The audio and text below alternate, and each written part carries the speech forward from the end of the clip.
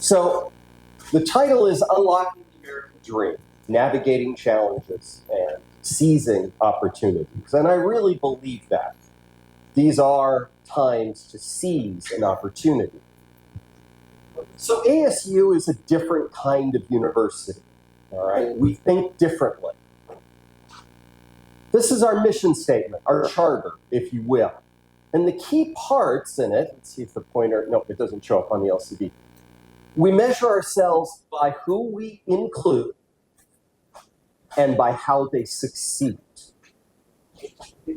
And then we take fundamental responsibility for the economic, social, cultural, and overall health of the communities we serve. Now, that's an incredibly bold statement. We take fundamental responsibility for the communities we serve. We're a university. What gives us the right to say that we're going to take responsibility for the health? And the answer is because universities are uniquely placed to be the architects and engineers and catalysts and drivers of change. Oops, wrong button. This is how we guide our work, taking advantage of the place, the location, engaging globally, and our most recent one, practicing principled innovation. It's not enough to innovate. Innovation's important. Innovation is necessary. But we must include principles. Not every invention should be released into the wild, right? And then working closely with our Sintana partners, we aim to reach in the next 10 years or so over 1 million students who will be touched by ASU curriculum, ASU knowledge, right, in 100 different universities. So it's a broad vision. So why the US? Maybe more importantly, why now? Some of the reasons are obvious, right? Top-ranked universities. You look at, the QS rankings or the Shanghai rankings or the Times Higher Education rankings, and they're dominated by US universities, right? Flexibility of academics and research and infrastructure and labs and financial support all are incredibly strong in the US. Industry exposure is another great reason, right? Think of the number of Fortune 500 companies that are based in the US, that have their headquarters in the US, and increasingly in Arizona. Today, we have more Fortune 500 headquarters in Phoenix than there are in Los Angeles. And I'll tell you a little bit more about that in a minute. And then, of course, cultural diversity, right? ASU, Arizona, the United States is a highly diverse place. There are people from all over the world, including many, many from India and from the Telugu regions. So why does the US continue to attract international students? Right now, there are over 1 million, that would be 10 lakh, right? Did that right? Okay. 10 lakh international students in the US, all right? So we must be doing something right. Global recognition of the degrees. A degree from the US can take you literally anywhere, right? You don't have to wonder about the value, the integrity, the quality, the depth, the rigor. We also have very strong support systems to support international students, international student services and advising. And at ASU, we even meet the students at the airport. So I tell the parents, okay, you put them on the plane here in Hyderabad, and my colleagues will be waiting at the airport to receive your students, right? I mean, that's a small thing. But, I mean, these are our babies. I have 4 children. I know what it's like to put your child on a plane to someplace far away without you. That's not a small thing. It's an important thing. But that's just an example of the kind of support that we provide.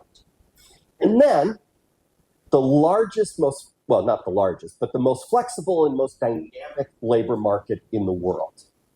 The ease of job mobility in the United States, the ease of finding new opportunities is unmatched anywhere else in the world. Is it perfect? Nothing is in this world. But is it incredibly engaging and powerful and skilled at harnessing global talent? You bet. It's also, our economy is resilient, right? Over the years, we have faced many crises. 9/11, that, 2008, the financial crisis, COVID, and throughout all that, Indian students have always been a key presence. And now, 20, 25, 30 years later, many of those former Indian students have become US citizens, have raised families, are part of the community, that part of our societies. When I go to my local big box store, Costco it's called, there are many Indian families there for the same reason my family's there, which is high quality products at a low price. Now, these are small examples, right? But it tells a larger story of a society that is embracing, that is welcoming to people from all over the world.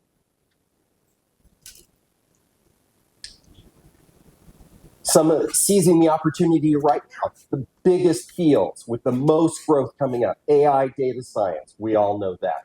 Clean energy. Clean energy is growing rapidly. 10 years ago, solar panels were rare on people's houses. Today, they're becoming fairly commonplace.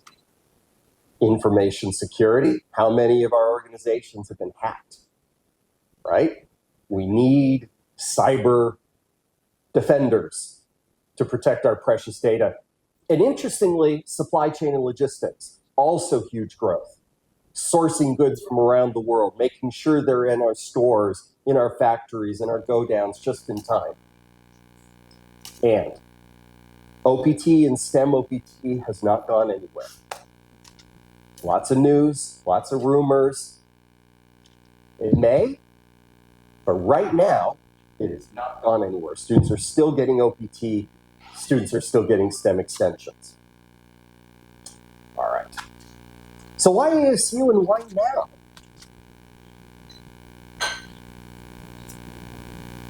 Anyone want to guess what these companies all have in common? And the gentleman from Microsoft is not allowed to respond. Anyone want to guess what these all have in common? I think you all know pretty much all of these companies, right? And they're fairly famous. I didn't know Electronic Arts, but I know games they make, right? Okay. What they have in common is that they were all started during economic downturns. All of them. And ASU graduates work at all of them. ASU. Yeah. Just leave it up. I'll manage it. Okay. ASU graduates work at all of them. All right. So even in a downturn, there is opportunity. New companies are always being started during downturns. All right. ASU has deep partnerships with many organizations, and some of the ones you'll know, Starbucks and Uber, Google, Adidas, and on and on and on. We have dedicated centers. We have special partnerships with those organizations to train their students and to provide opportunities for their workers. In the US, if you work at a Starbucks, I think more than 30 hours a week, and you've worked there for I don't know, 6 months a year, don't quote me on the exact numbers, Starbucks will pay for you to attend ASU online and earn an ASU degree. That's one of the examples of how we build access and inclusion. As far as I know, it's only US. I don't think it applies internationally. Not yet. But this is an example of the scale and the impact and the connectivity that a university like ASU has. Obviously, you've heard our rankings, #1 in innovation, #1 in the US in sustainability, public university chosen by US students, #2 in the US for public universities, and number 34 in the world. Let me say that again. So, according to employers, the Global Employability University Ranking Survey, they went out and looked at all of the tens of thousands of universities in the world. And they asked employers, which university graduates are most attractive, most valuable, most desired by you?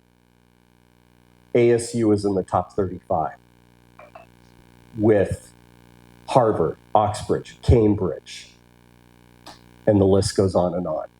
ASU graduates are highly desired. They are in demand. Why else to go to ASU? Innovation, right? So here's where I talk about innovation, or one of the places I talk about innovation. Innovation is not a thing. You can't go to the store and buy innovation. You have to do innovation. Innovation is something that happens through the act of innovating, right? So I'm looking at I want to use my words carefully, the individuals in the room with a significant amount of life experience. Is that a delicate way to put it? When I went to school, in the dark ages, as my children like to remind me, you had a teacher, you had a classroom, and the teacher talked and the students wrote, and then periodically you would have an examination where the students would write more. Is this sounding familiar? Yeah. Is that how our children learn today? No. So we can't keep teaching the way we did 10, 20, 30 years ago.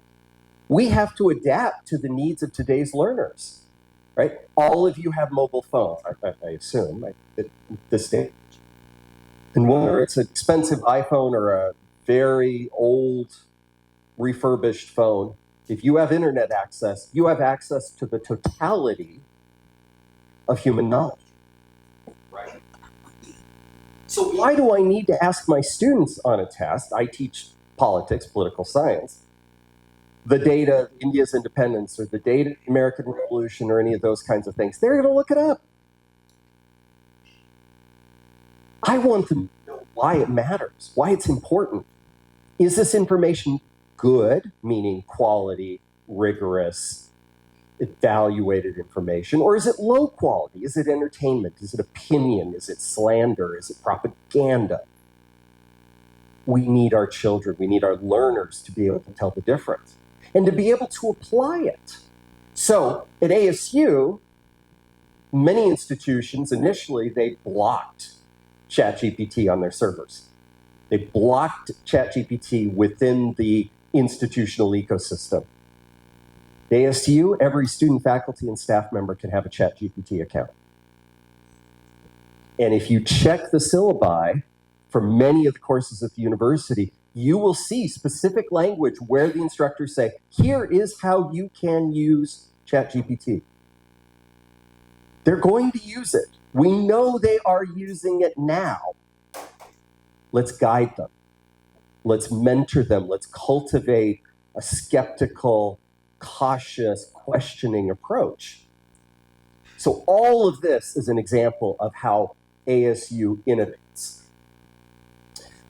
Won't talk a lot about this, but Dreamscape kind of Hollywood meets VR. Simple way to put it. We're teaching biology, among many other things, in VR. Students who take the biology class, and this is a typical first-year science class that an undergraduate student would take in the US. Students who take it in VR, as opposed to somebody like me talking at them for 15 weeks, 70% more likely to get top marks. And it's really important for our conversation. When they do the Alien Zoo module, where they're going in and they're looking at alien animals and they dissect them, it's incredibly equalizing. Whether you went to a top international school with the best teachers and the best facilities and the best equipment, or you came from a rural school that had very few resources, no one has seen an alien before. No one has used this technology and this platform before. So it equalizes the opportunity, which is so important to access, inclusion, and building up the learners of tomorrow. Chaitanya touched on this earlier. We're actually up to $100 billion of investment in semiconductors, semiconductor manufacturing, semiconductor research, semiconductor packaging in the greater Phoenix area. It is truly the Silicon Desert. So Intel and TSMC and many, many other large LG and so forth all are building facilities or have open facilities in Arizona. Why does that matter? Well, if there's all these companies and factories opening up, what does that mean they're going to need? Workers, employees, person power. I try to be. Yeah, absolutely. Great opportunities for your children, for your students in Arizona. All right.